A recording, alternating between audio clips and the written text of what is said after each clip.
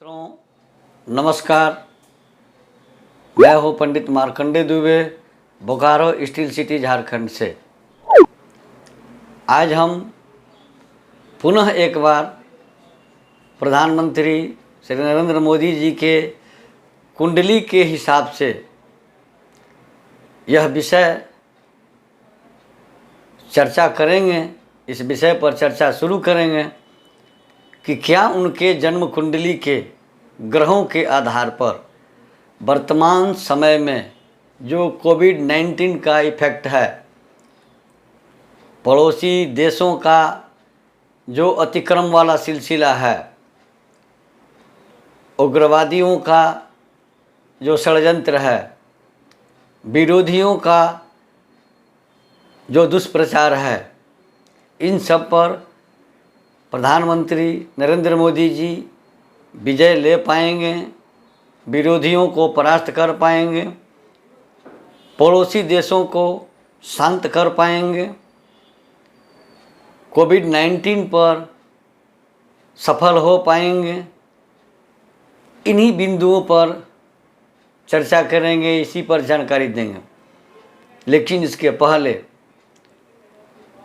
आपको इसकी जानकारी देना शुरू करें, इसके पहले आपसे आग्रह करूंगा कि यदि अब तक आपने हमारे इस चैनल को सब्सक्राइब नहीं किया है, वास्तु बोकारो दर्शनम को सब्सक्राइब नहीं किया है, तो कृपया सब्सक्राइब जरूर कर लें, नोटिफिकेशन बेल को दबा दें, वीडियो लाइक करें और अधिक से अधिक लोगों को शेयर करें।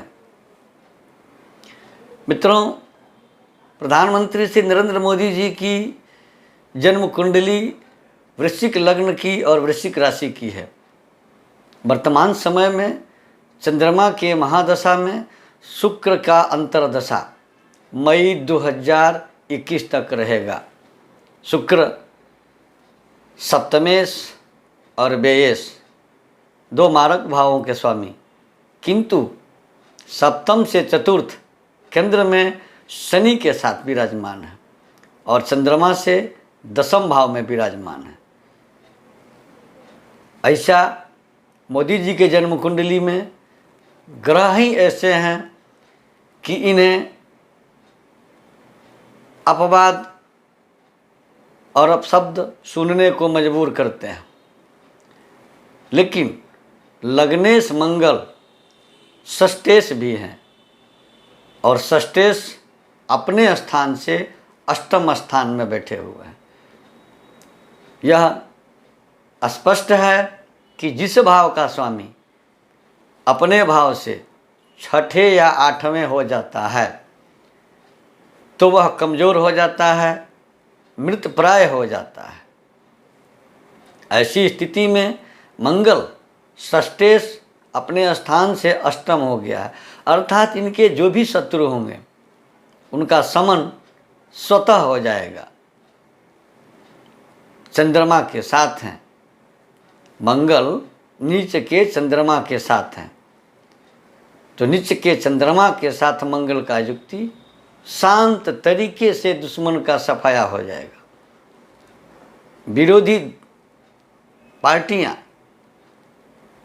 जो इनके लाख करने पर भी बदनाम करने पर लगी हुई हैं, स्वतः शांत हो जाएंगे।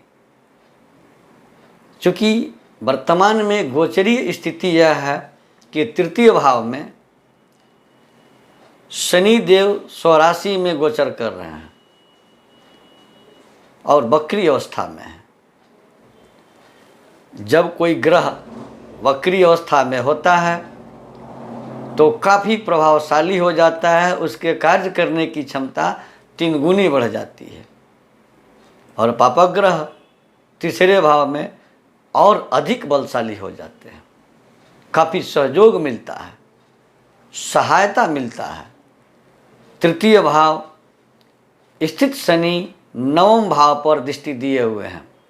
शनि की नवम भाव में दृष्टि है कर्क राशि पर, जो चंद्रमा की राशि है, और चंद्रमा से भी जन्म कुंडली में दशम शनि है। तो इन्हें इस अवधि में कई देशों से, कई समूहों से सहयोग प्राप्त होगा। बात करते हैं देवगुरु बृहस्पति की। तो देवगुरु बृहस्पति वृश्चिक राशि के द्वितीय और पंचम भाव के अधिपति हैं।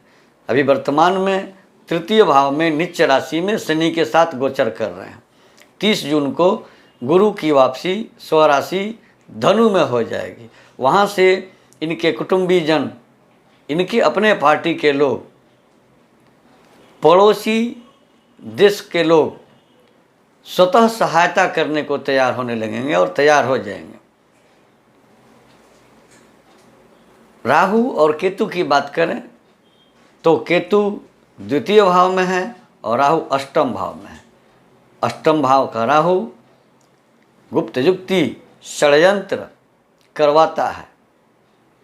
यह भी 23 सितंबर तक वहाँ रहेगा और 23 सितंबर के बाद राहु का ट्रांजिशन वृषभ राशि में वृश्चिक राशि के सप्तम भाव में हो जाएगा।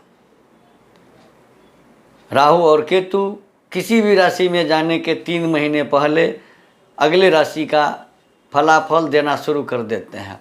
इस प्रकार 23 जून के बाद राहु और केतु, राहु वृश्चिक राशि में और केतु वृश्चिक राशि में और राहु वृषभ राशि में आ जाएंगे। और ये राशि में केतु मंगल के घर में, चूँकि मंगल का स्वरूप केतु है, मंगल के अनुरूप काम करता है, राहु शनि के अनुरूप काम करता है।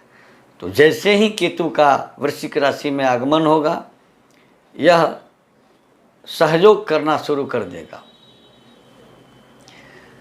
इस विषम परिस्थिति में सबको देश का साथ देना चाहिए, सबको देश का सहयोग करना चाहिए। पार्टी देश के अंदर होती है, घर में विरोध करना, आपसी मुद्दों पर विरोध करना, लेकिन जब बाहरी शक्तियां, पड़ोसी लोग उत्पात करें, अत्याचार करें, उस परिस्थिति में अंतर कलह का त्याग कर पूरे लोगों को, पूरे देश को एकजुट होकर पड़ोसी का और प्रतिद्वंदी का सामना करना चाहिए। मित्रों, इसके साथ हम मोदी जी के मन की बात की एक वीडियो का अंश हम इस वीडियो के साथ लगा रहे हैं, जिन्हें आप अंत तक जरूर देखेंगे कि कैसे मोदी जी ने इस देश को कोविड-19 से बचाने के लिए क्या क्या किया। इस भयंकर महामारी के दौर में मोदी जी ने अनेक देशों को सहायता पहुंचाया और जब तक ये चंद्रमा की दिशा रहेगी, नीच भंग राजयोग का फल हमारे देश के प्रधानमंत्री को मिलता रहेगा और विषम से विषम परिस्थितियों का डटकर मुकाबला करते रहेंगे, शत्रु पराजित होंगे और पड़ोसी देश चुपचाप शांत होकर बैठ जाएंगे। और आगे देखिए इनके मन के बात की वीडियो का अंत। मेरे प्यारे देशवासियों, नमस्कार। कोरोना के प्रभाव से हमारी मन की बात भी अछूती नहीं रही है। जब मैंने पिछली बार आपसे मन की बात की थी, तब पैसेंजर ट्रेनें बंद थी, बसें बंद थी, हवाई सेवा बंद थी। इस बार बहुत कुछ खुल चुका है।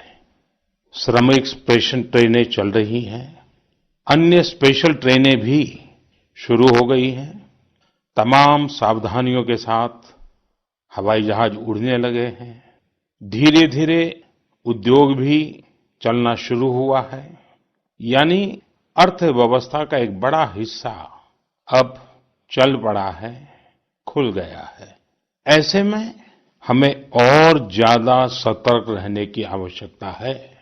2 गज की दूरी का नियम हो, मुंह पर मास्क लगाने की बात हो सके तो वहां तक घर में रहना हो, ये सारी बातों का पालन, उसमें जरा भी ढिलाई नहीं बरतनी चाहिए। देश में सबके सामूहिक प्रयासों से कोरोना के खिलाफ लड़ाई बहुत मजबूती से लड़ी जा रही है। जब हम दुनिया की तरफ देखते हैं तो हमें अनुभव होता है कि वास्तव में भारतवासियों की उपलब्धि कितनी बड़ी है। हमारी जनसंख्या ज्यादातर देशों से कई गुना ज्यादा है।